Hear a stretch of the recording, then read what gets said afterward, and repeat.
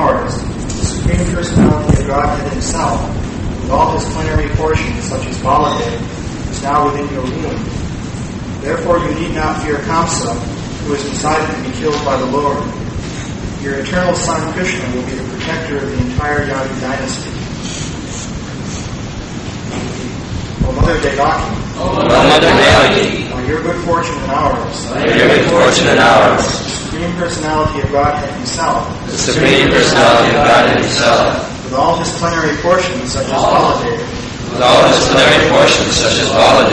is now within your womb. Therefore you need not fear Kamsa, who has decided to be killed by the Lord. Your eternal son Krishna will be the protector of the entire Yadu dynasty.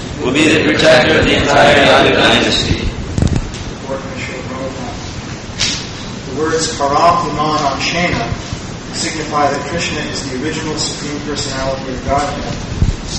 This is the verdict of the Shastra, Krishna's true Bhagavan Smayam. Thus the demigods assured Devaki, your son is the Supreme Personality of Godhead. He is appearing with Baladev with his plenary portion.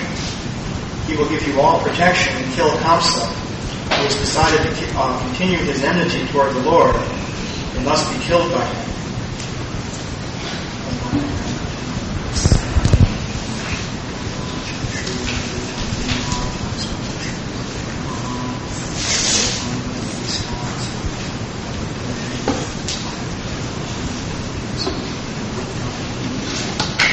Translation. O Mother Devaki, by your good fortune and ours, the Supreme Personality of Godhead Himself, with all His plenary portions, such as Baladev, is now within your womb. Therefore you need not fear Kamsa, who has decided to be killed by the Lord. Your eternal son Krishna will be the protector of the entire Yadu dynasty. So we're pretty much, this is the last verse in the series of prayers which are offered by the demigods to Lord Krishna, who is in the womb of Devaki. So these prayers are being offered by the demigods such as Lord Brahma and Lord Shiva. They appeared in the prison chamber along with Devaki and Vasudeva to offer these prayers. And similarly, demigods appeared at the time of the advent of Lord Chaitanya and offered various prayers which were heard by Jagannath Misra and his wife. And actually,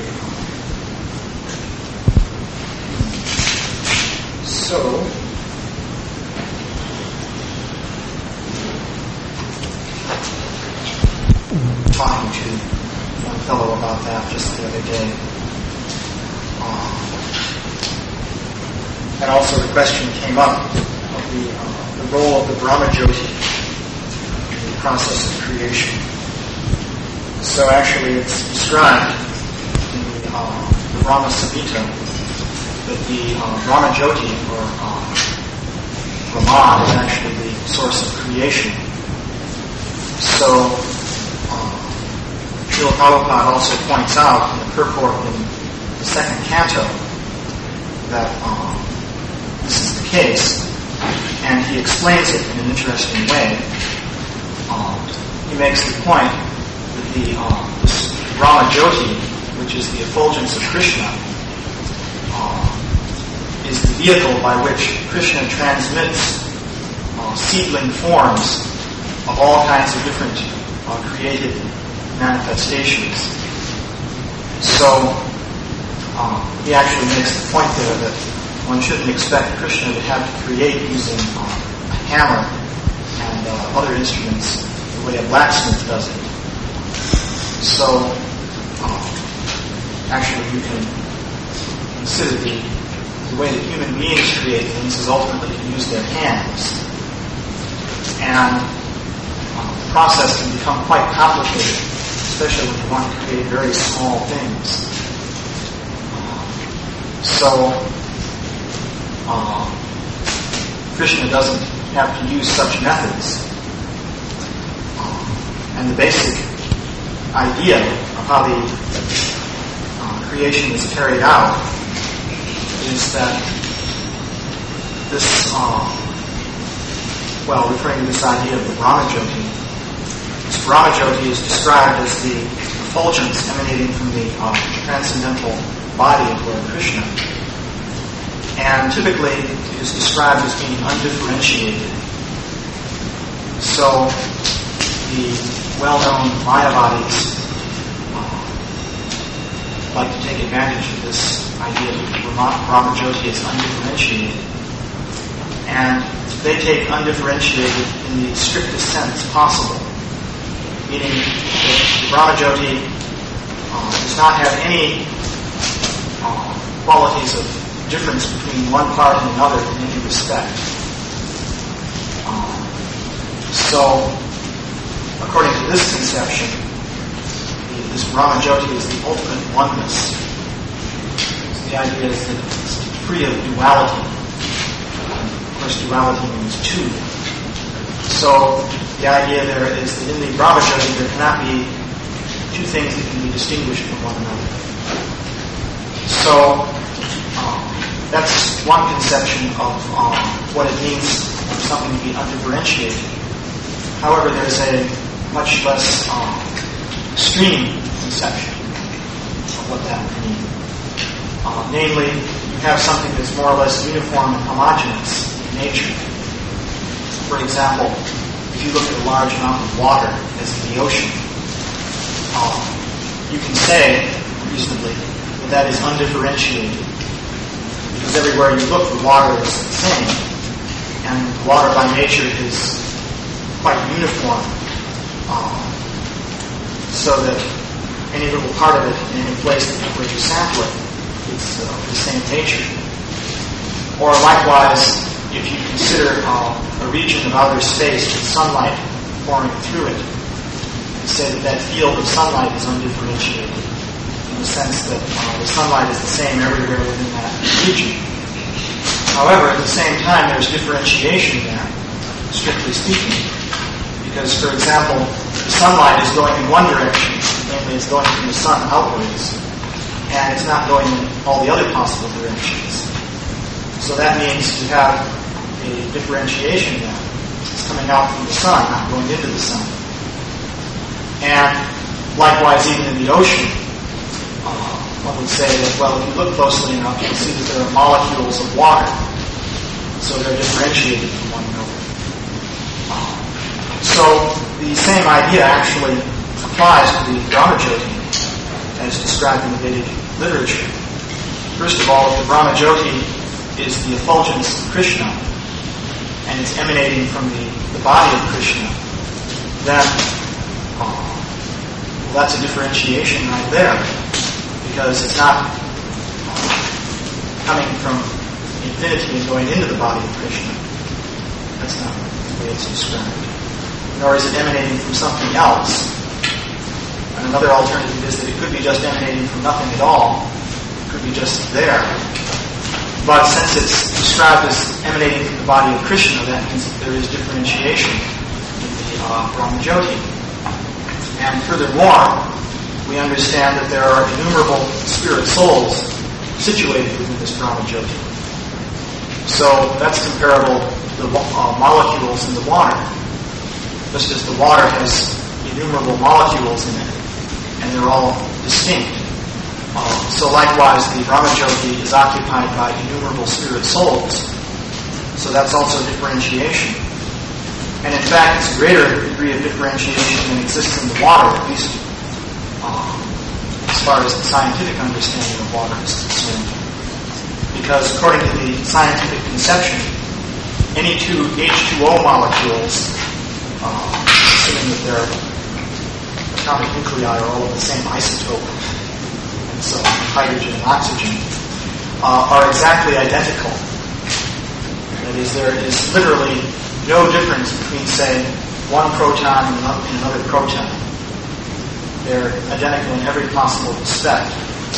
This is the concept of modern physics. But in the actual Brahmajyoti, all the different spirit souls are individual by nature. They all have different desires. They're in different states of consciousness. And they will all have different future histories. Also, that they have different past histories. So, that means that within the Brahmajyoti, there's even greater differentiation than a mass of water, let's say.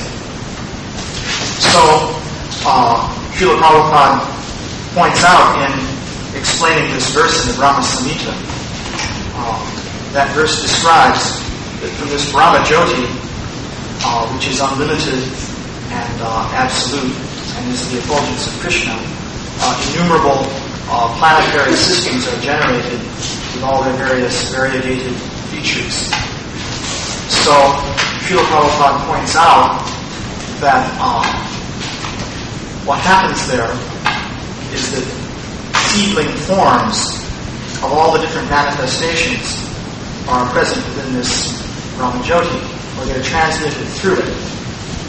And then these forms, under appropriate circumstances, grow and develop into complete manifestations. And this is superintended by living entities such as Brahma, who act as gardeners. So the analogy here is that if you have some seeds, and you have a suitable garden, and also a gardener, you can plant the seeds in the garden, and then they will grow, and we'll get different kinds of plants. So this is quite a remarkable process. Now here we're talking about not the spirit souls exactly. We're talking about the material forms. Krishna says, bija mam sarva bhutanam. And bhutanam there refers to the different manifestations. In Bhagavad Gita, that's translated as I'm the seed of all existences. But essentially it refers to the material embodiment of the living entities. So the idea then is that on a very subtle level there are seeds. So we use the word seed here as an analogy, because the seeds we know of are gross material entities. And it's actually quite a remarkable thing that a single seed, when put in the appropriate situation, can manifest a complete organism. The example is often given in the Vedic literature of the seed of a banyan tree. Apparently it's very small. They have very tiny seeds, from what I understand. I've never seen one. But the banyan trees can become extremely large. So, and likewise, from a single fertilized egg, you can produce a whole human being if it's within the womb under the appropriate circumstances. So, this is Krishna's arrangement. And actually, in modern science, people are trying to figure out how it works, simply on the material level. For many years, the biochemists and so on have been studying the process whereby, say, a fertilized germ cell manifests a complete living organism. And they have many theories about it, of course, but no one really knows how that happens. For example, when the fertilized egg first begins to develop, it splits into 2, 4, 8, 16, 32, and so on cells. So soon you have a lump of cells. And here you have the problem that they seem to be undifferentiated. Come back to this question of things being undifferentiated again.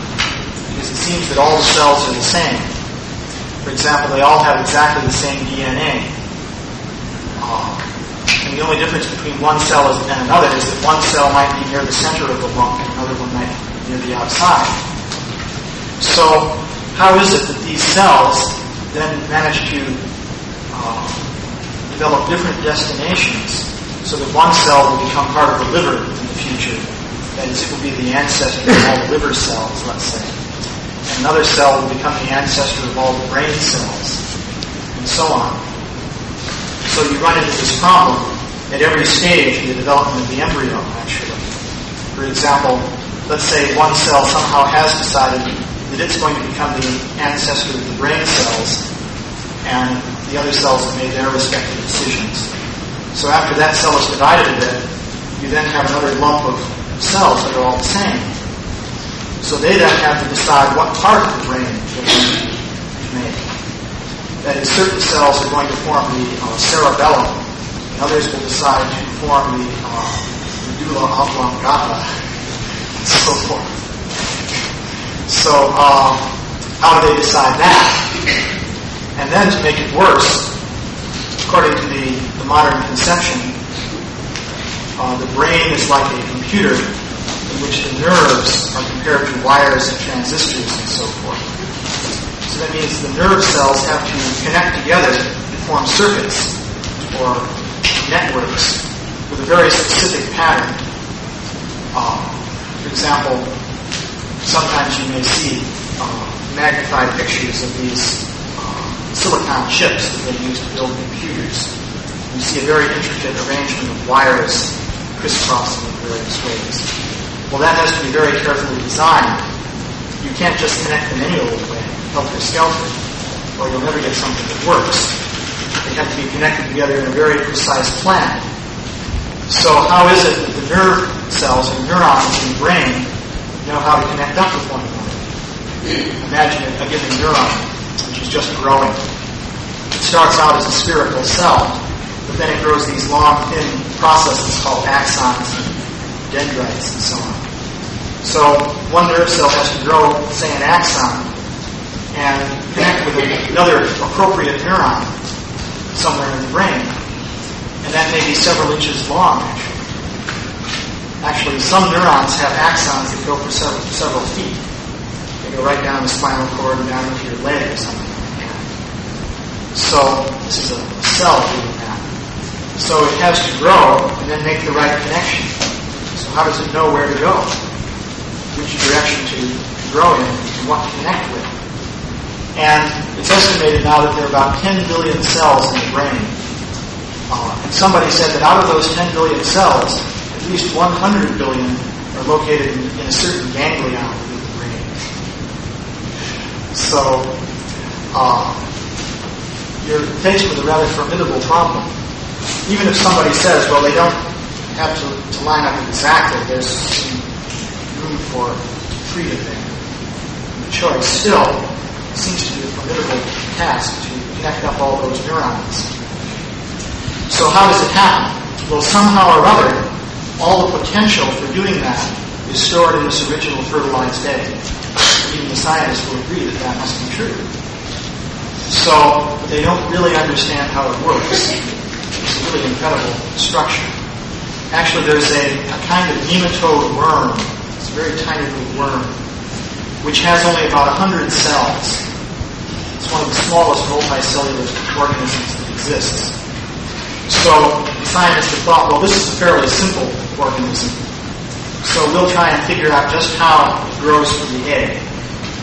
So they've spent years studying what each cell does as this thing develops.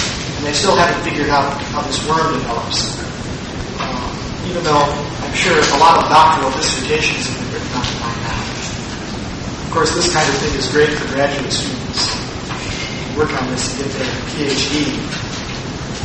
And then they can become professors and have students who will work on similar things and get their PhDs. They can then go on like that. And eventually they die.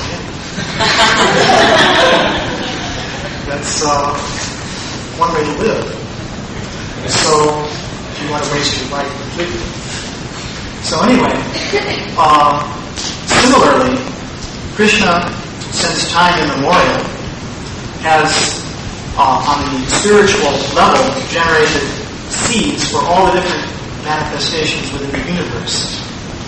And evidently, it's described that he transmits these through the Brahma-Jyoti. Even that isn't so hard to understand if you think of the idea of radio transmission going through outer space. In that example, if you have a radio in a certain place, the radio transmission comes through and then you can hear the program. So that becomes manifest.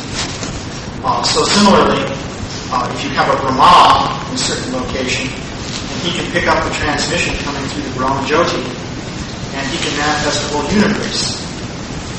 So it's really not such a difficult conception, but it involves the idea that the Brahma Jyoti is by no means strictly undifferentiated. It's undifferentiated in the same way that the space that the radio transmission is coming through is undifferentiated.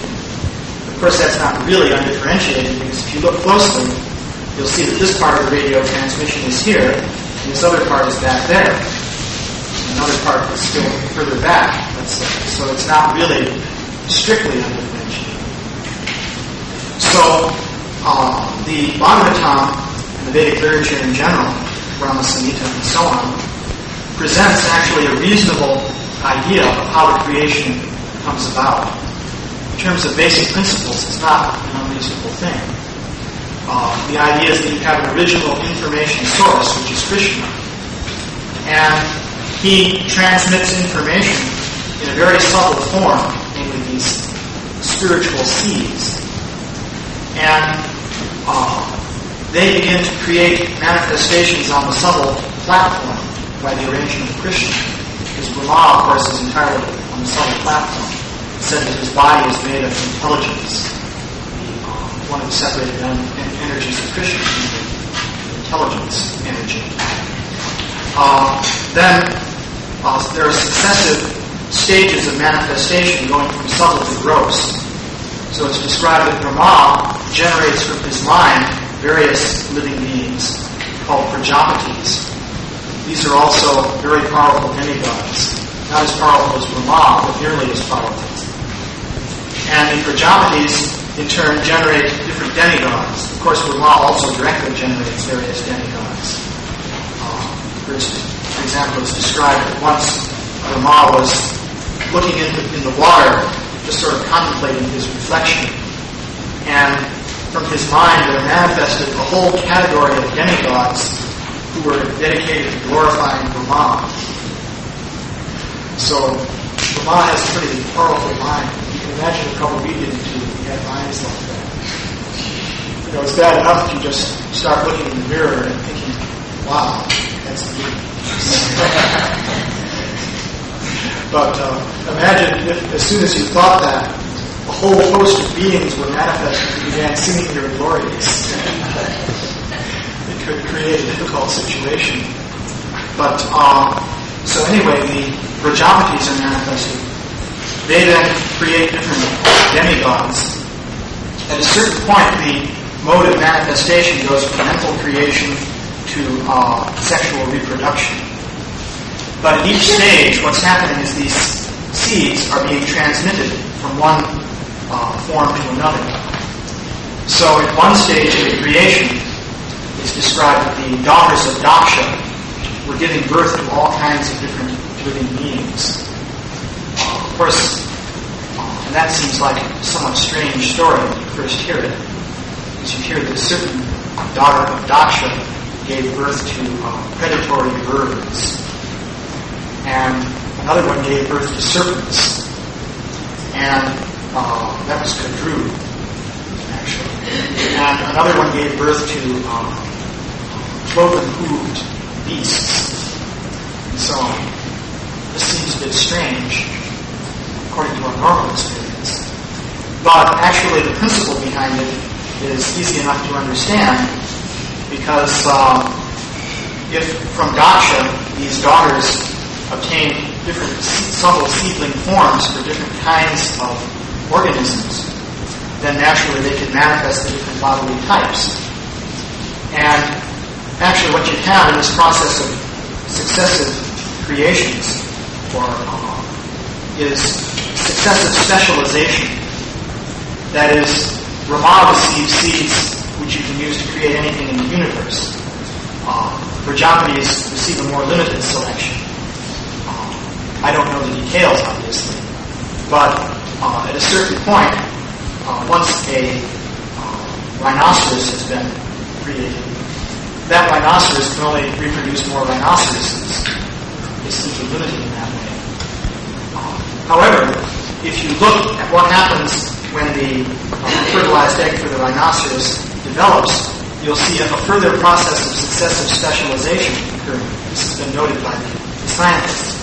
What happens is that an initial cell in what's called the blastula form for the rhinoceros has the potential power to become any part of the rhinoceros. In fact, you can show that. Well, they don't do it with rhinoceroses because they're a bit bulky, but they use frogs and sea urchins, especially sea urchins. These are big. But if you take one cell out of the blastula, put it by itself, it will grow into a complete organism. And you can do that at a surprisingly late stage. Up to a certain point, you can pick out one cell, and it becomes a complete organism. But then, what happens is the cells somehow become specialized. They narrow down their abilities so that at a certain point, if you pick out a liver cell, it can form a complete liver, assuming you can keep it going so that it can do that. But it can't form anything else. And so the cells eventually become so specialized that a certain cell in the eye, let's say, can produce, say, corneal tissue. And it can't produce anything else. So this process of successive specialization of original general information takes place even when the embryo is developed. So a similar thing takes place in the creation. So actually this conception of the creation in the Vedic literature is quite sensible. And it's a reasonable alternative to the scientific idea, which is that matter just gets it together by itself. Somehow atoms just bouncing together form more and more complicated shapes until eventually you get human beings, which is a little bit, and that's of course a whole discussion. I won't go into it today. But it's a theory that has its drawbacks, to say the least. So someone could say, yes, but really, to say that God is first of all, is just a cop-out, and that's fantastic anyway, and it's a superstition that went out with the Dark Ages. It's the basic kind of reaction that people are trained these days to give. But actually, the process of creation is described in Vedic literature. And if you look at it in terms of general principles, it's a sensible process. Not only that, it allows for the possibility of scientific investigation. Because one charge the scientists will make is that these ideas from religion are sterile. They don't result in any kind of development of further knowledge. You either accept them or you don't. You either have blind faith in the dogmas put forth in these scriptures, or else you don't have blind faith in them, and that's it. You can't go any further. But actually, if you wanted to scientifically study this process of creation described in the Vedic literature, at least at the lower stages of the process, as you come closer to the gross manifestation, there are a lot of things you can immediately think of studying. For example, in one purport in the third canto, where it's describing the nature of the etheric element, Srila Prabhupada points out that the element ether is, so to speak, the connecting link between the three subtle separated energies of Krishna and the five gross energies. Actually, ether is one of the five gross energies.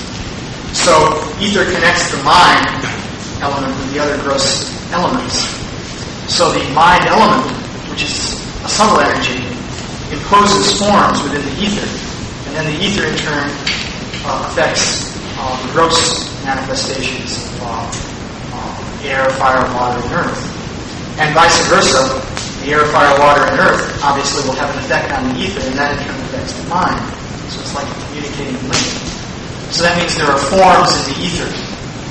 And it's also described that within the body, the pattern of the veins and so forth corresponds to the forms generated within the ether.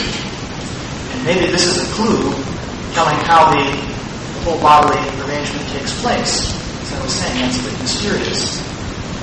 But anyway, Srila Prabhupada said that this is a subject for great scientific research work. And actually, if you think about it, one could try to investigate the ether and show that there is such a thing and that complex forms could be manifested in it. And then this leads to another whole subject. What time is it? 6. 6. We're not getting back to the whole subject.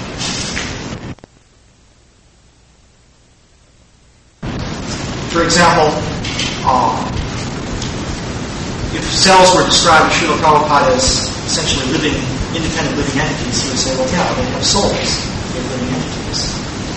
But on the other hand, Ravindra Swarup once described cells as sort of bricks in the wall. For example, if you look at epithelial tissue, you'll see that's the essential structure that it has. All the cells are practically like bricks arranged in a sheet.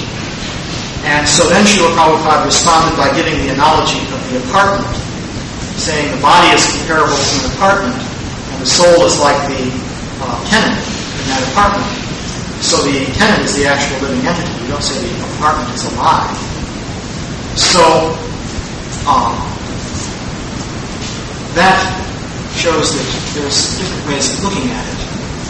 Now, it is conceivable that in something like epithelial tissue, all the cells could just be units that have been reproduced to form a structure without souls in them.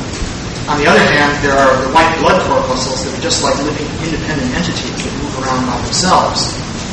And of course, all of these cells can live independently. You can even take a skin cell and put it in culture medium with sufficient nutrients, and it will just grow into a lump. And it will keep growing as long as you provide food for it. In fact, there are people who died many, many years ago whose cells are still living in culture media. So, I wonder if they're still attached to those cells. In fact, people's cancers still are living long after the people were killed by them. They keep them growing in culture mediums to study the process of cancer formation. So, it's not completely clear. Now, it is clear that when a cell divides, say it is a separate living entity, like an amoeba, another soul either comes in or is promoted from a semi-conscious state to become the soul of that cell. Likewise, you can take a plant. Now, a plant has a soul, but it's well known that you can take part of the plant, plant it separately, and if you do that right, it'll grow into a whole new plant. So, also there are certain worms. You can cut them in half, and the tail will grow a new head, and the head will grow a tail, and now you have two worms. So in those cases, a cell either is brought in from outside, or a cell in a lower state of consciousness within the organism is promoted becomes soul of that organism. So these kinds of things are going on.